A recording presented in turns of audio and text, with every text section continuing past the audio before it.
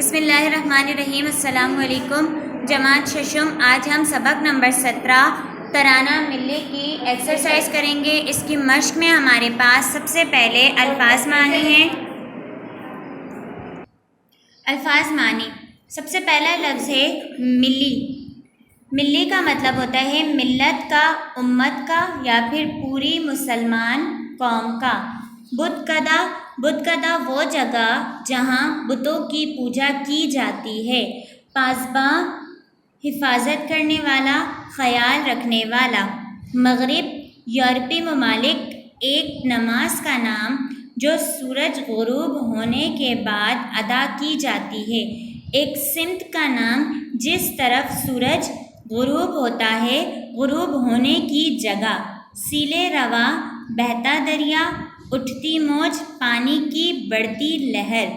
آشیاں گھونسلہ، ٹھکانہ گھر یا پھر رہنے کی جگہ۔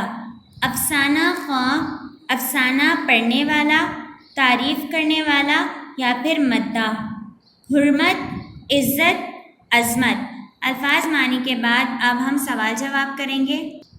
سوالات جوابات۔ سوال نمبر 1،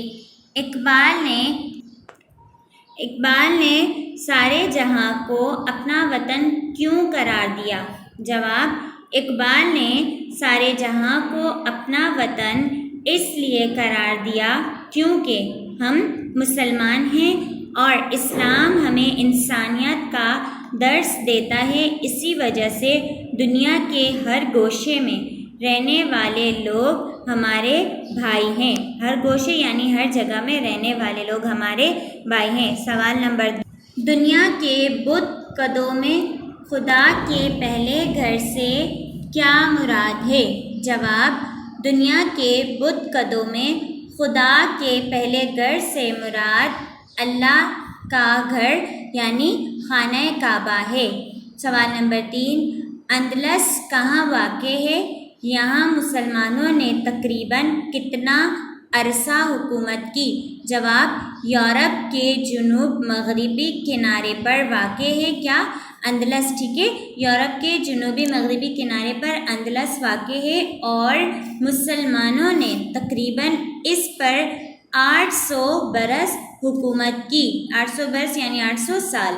سوال نمبر 4، دریائے دجلہ کہاں واقع ہے؟ جواب، دریائے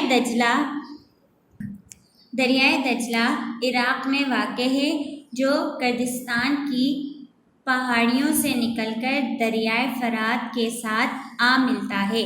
سوال نمبر 5، میر حجاز صلی اللہ علیہ وسلم کا نام لینے سے ہماری جان کو آرام کیوں ملتا ہے؟ جواب، کیونکہ ہمارے پیارے نبی صلی اللہ علیہ وسلم ہم سب کے لیے رحمت بن کر آئے، یعنی تمام جہانوں کے کیا بن کر آئے تھے؟ وہ رحمت بن کر آئے، اور ان کا نام لینے سے ہمیں راحت اور سکون ملتا ہے۔ سوال جواب کے بعد اب ہم سوال ہے آپ کے پاس، درج ذیل اشعار کی تشریح کریں۔ 3 اشعار دیے ہوئے ہیں، آپ نے اس کی تشریح کرنی ہے۔ آئیے تشریح اس کی لکھتے ہیں۔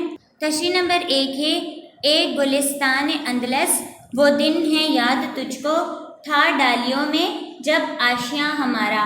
آپ ہیڈنگ لگائیں گے تشریح کی اور پھر آپ تشریح لکھیں گے۔ اقبال پاکستان کو باغ اندلس کہہ کر مخاطب کر رہے ہیں اور کہہ رہے ہیں کہ مسلمان یاد کرو وہ دن جب ہم تمام مسلمان پھولوں کی ڈالیوں کی طرح متحد تھے، مطلب ایک تھے، اور ہماری آرزو تھی کہ ہمیں ہمارا گھر پاکستان حاصل ہو جائے۔ آشیاں یعنی ہمارا گھر۔ نمبر 2 ہے شعر، سالار کارواں ہے میر حجاز صلی اللہ علیہ وسلم اپنا، اس نام سے ہے باقی آرام جاں ہمارا۔ تشریح، اقبال کہہ رہے ہیں کہ نبی کریم صلی اللہ علیہ وسلم ہمارے سپہ سالار ہیں، وہ ہمیں سیدھا راستہ دکھاتے ہیں اور ان کا نام لینے سے ہماری جان کو راحت اور سکون ملتا ہے۔ تشریح نمبر 3 ہے اس کی، شعر نمبر 3 ہے اس کا، اقبال کا ترانہ بانگے درا ہے گویا ہوتا ہے جادہ پیما پھر کارواں ہمارا۔ اس کی تشریح آپ نے خود کرنی ہے. اپنے الفاظوں میں آپ لکھیں گے کہ اقبال تیرا ترانہ، اقبال کا ذکر ہو رہا ہے کہ اقبال تیرا ترانہ ہماری قوت ہے، کیونکہ اس میں وہ جادو ہے جو ہمیں زندگی میں رواں دواں رکھتی ہے. میں نے آپ کو الفاظ بتا دیے، آپ نے اسے خود اپنے الفاظوں میں لکھنا ہے. سوال ہے آپ کے پاس، درج ذیل اشعار کو سادہ اردو میں لکھیے. نمبر 1 چینو عرب ہمارا.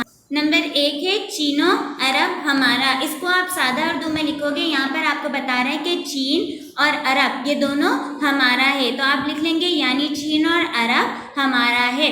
مغرب کی وادیوں میں، ان الفاظوں کو آپ نے سادہ اردو میں لکھنا ہے. مغرب کا مطلب ہوتا ہے یورپی ممالک، اور وادیوں کو وادی ہی کہتے ہیں. تو آپ کیا لکھو گے یہاں پر؟ یورپی ممالک کی وادیوں میں. نمبر 3 ہے باطل سے دبنے والے. باطل کہتے ہیں جھوٹ کو، یعنی جو سچائی سے جھٹلا رہے ہوں، جھوٹ بول رہے ہیں، ان کو باطل کہتے ہیں. باطل سے دبنے والے یعنی جھوٹ سے نہ ڈرنے والے. کلاس 6 یہاں پر ہماری تمام مشق کمپلیٹ ہوتی ہے. اللہ حافظ.